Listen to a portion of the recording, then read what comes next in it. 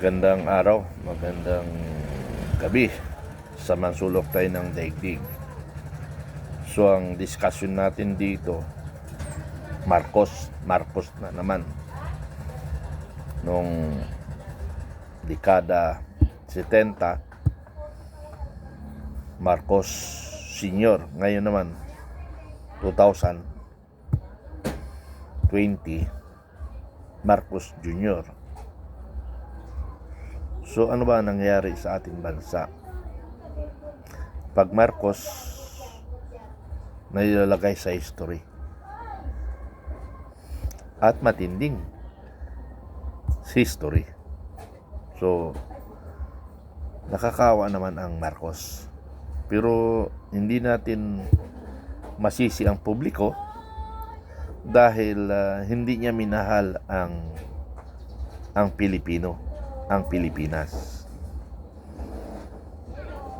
Buong akala natin ay pangalaga niya ang bansang Pilipinas at ang Pilipino, na kaya nga ibinabalik natin siya para matulungan tayo. Yun pala, ipapahamak ang Pilipinas. Ito, pakinggan ninyo yung mensahe ng vlog ko para live kasi yun, hindi ko maputol-putol, so dito na lang. Marcos Jr. at saka Marcos Sr. Nung kay Marcos Sr., ang kalaban niya ay rivalry sa politika si Benigno Aquino.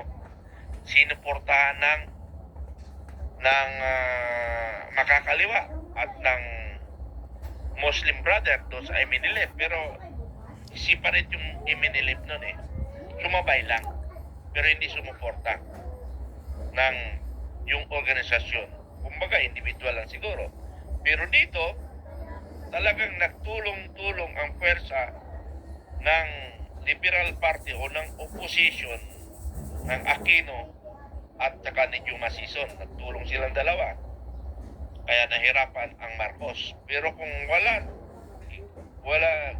na ideklara ang martial law, maaring komunista na tayo. Maari Now, dito kay Marcos naman, magkaiba.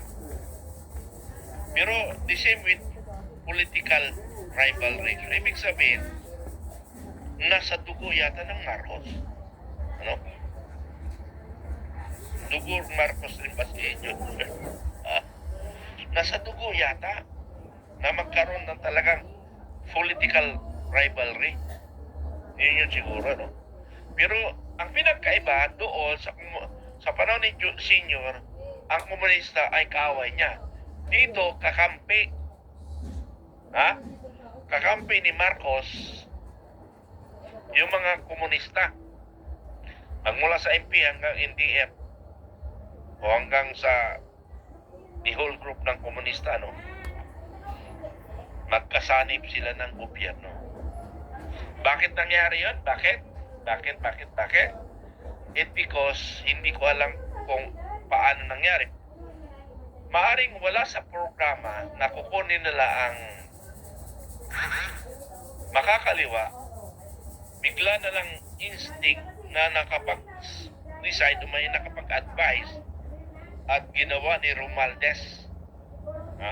Ginawa ni Romualdez na makipag-alyansa sa komunista. Nagpatawag ng meeting, di ba? Sa Makabayan Block. Si Romualdez. So, makikita naman, na-prove naman yan nung mga simula nila ng Huwatcom, ano? Yung pagsimula nila ng Huwatcom, mga kababayan, makikita naman doon na yung tatlo makabayan doon ay talagang nag-experience sila na mag-imbestiga. Kasi ang hinahabol nila, yung billion of pesos na mabigyan sila. Kaya tarantado, gago rin talaga itong Marcos. Gago rin talagang Marcos sa kanilang mga personal interest. Wala silang pakialam ano man mangyari sa bansa. Ang mahalaga, maprotektahan sila ng kanilang makademonyong plano. Makademonyong plano. So yun. Nakipag-connive sila sa komunista. At very clear naman nung naipatawag si Pangulong Duterte doon sa Congress. Yung tatlong mga ungas, number 1 na matindi magtanong, at saka yung mga ibang member ng Huwadcom. Tinan mo, napag-usapan na naman si General Acop, ano? Sorry sir, ha? Hindi, kahit na nasa heaven ka, no? At napag-usapan ka at na-discuss ka nga kanina sa isang vlog ni General Macanas, ano? Na first time in history kasaysayan na may mamatay na mga, for example, mga honorable pag namatay, halos wala kang makitang against doon sa namatay. Puro condolence. Pero ngayon, mas marami ang nagtatawanan, maraming nagpasalamat. Kaya history ka eh. History mga kababayan. Kaya please subscribe and share. Share nyo ito kung bakit ang Armed Forces of the Philippines nakaladkad dito sa kusot ng politika sa Pilipinas. Kasaysayan na naman ito. May lalagay ito sa kasaysayan, mga kaibigan. Biruin mo ang AFP nagsasalita at halatang halata na nagsaside sa gobyerno kay Marcos. Halatang halata. Kaya nga nakikiusap ako sa Armed Forces, huwag niyong babuyin. AFP, huwag niyong babuyin ang AFP para lang ma-position kayo, para lang kayo ma-promote.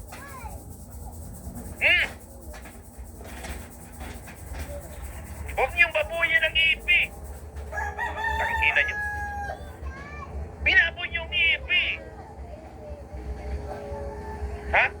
Binaboy niyo ang AFP.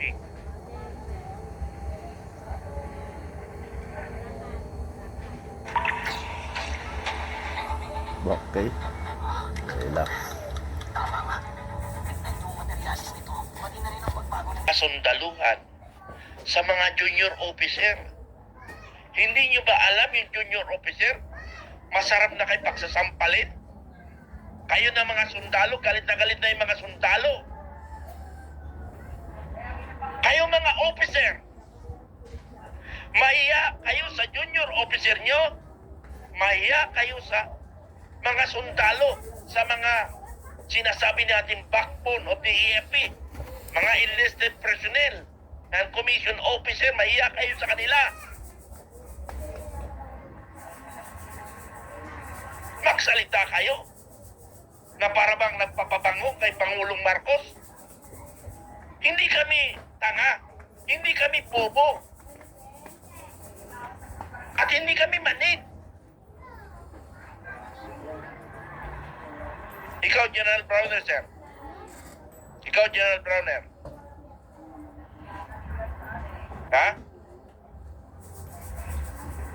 Kung ikaw man ang nagsalita, kasi sulat lang eh. Malay mo, may gumawa doon para kay General Browner eh. Sabi niya, kung matatanggal si Pangulong Marcos, ang makakinabang ang China. Tarantado. Ganun ba ang pag-uutak na Gustav? Kaya tinatanong ko kung si General Browner ba nagsalita. Sir, you confirm that statement. Maglabas ka ng iyong pahayag na hindi ikaw yan nagsalita. Kasi kung ikaw nagsalita, bobo ka. Ginago mo kami. Marami ka pwedeng sabihin. Marami ka pwedeng sabihin na hindi ganun ang approach.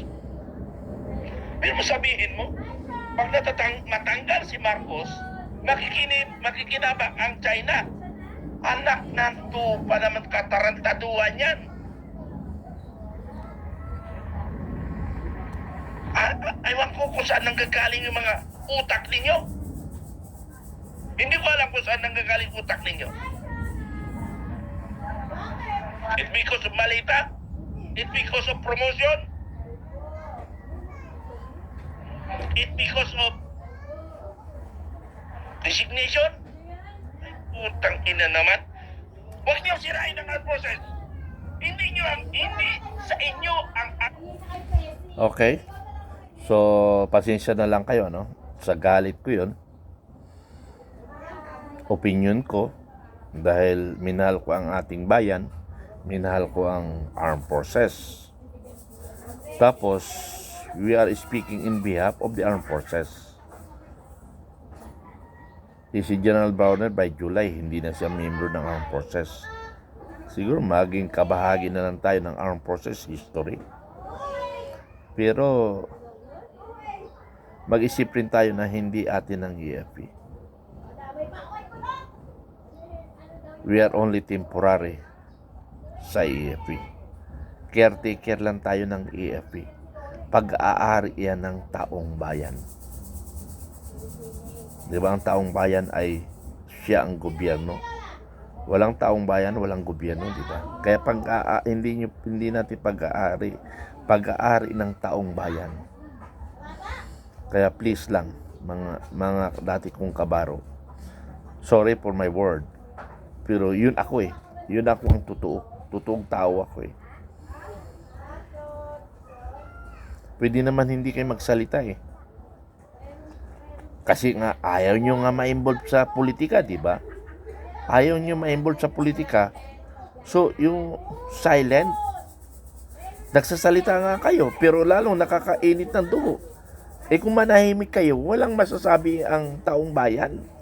Masabihin na lang kayo ng mga pipi. Hanggang doon lang. Pero yung habang nagsasalita kayo, habang may lumalabas na salita sa inyo na hindi pumapabor sa taong bayan, ay nakukot kayo. So, sana mga dati kong kabaro, mag-unawaan tayo. Now, kung hindi nyo ako maunawaan, huwag kayong magsalita. Ha? Kung may mga interview ng media, normally, tinatanong kayo eh. Pero yung voluntary lang kayo, katulad ni Colonel Cabunok, what I mean? Sorry buddy ha. Hindi ka naman tagapagsalita. Nung tagapagsalita ka ng army, no comment ako. Pero ngayon, commandant ka ng isang school dyan sa Tradok. You only focus to the student. Huwag ka na makialam dito sa problemang social, social media. Dahil hindi mo trabaho yun eh. Nagbo-volunteer ka. So, ibig sabihin, lahat ng miyembro ng armed forces ay pwede magsalita. Ikot nyo si Colonel Cabunok. Bakit hindi pinipigilan ng EAP? For what? Sa ibang bagay, si Colonel Munggaw, binawalan nyo. Ano yun? It's not fair. Hindi makatarungan yan. Pinigilan nyo si Colonel Munggaw, tapos hindi nyo pinipigilan si Colonel Cabunok. Tingnan nyo nga, pwede ba natin pagdebatihan yan? Bakit hindi nyo? Sentensyado na ba? Si Colonel Munggaw, we are in the democratic society. We are democratic country. And we have the freedom of expression. Sige, para maniwala ako na pwede magsalita ang sinumang miyembro ng armed forces at yung hindi pwede magsalita, gumawa kayo ng SOP or directive memo para to be fair. Para may basihan. So that your memo, directive or SOP, ibibase rin natin sa Constitution. Hindi naman po pwede na gumawa ka ng policy na hindi covered ng umbrella of Constitution or other existing rules and regulation. Hindi po pwede yun. Kung anong maisip nyo, pwede. Hindi pwede yun. Hindi pwede yun. Kailangan naka-align tayo sa 1987 Constitution. Maraming salamat.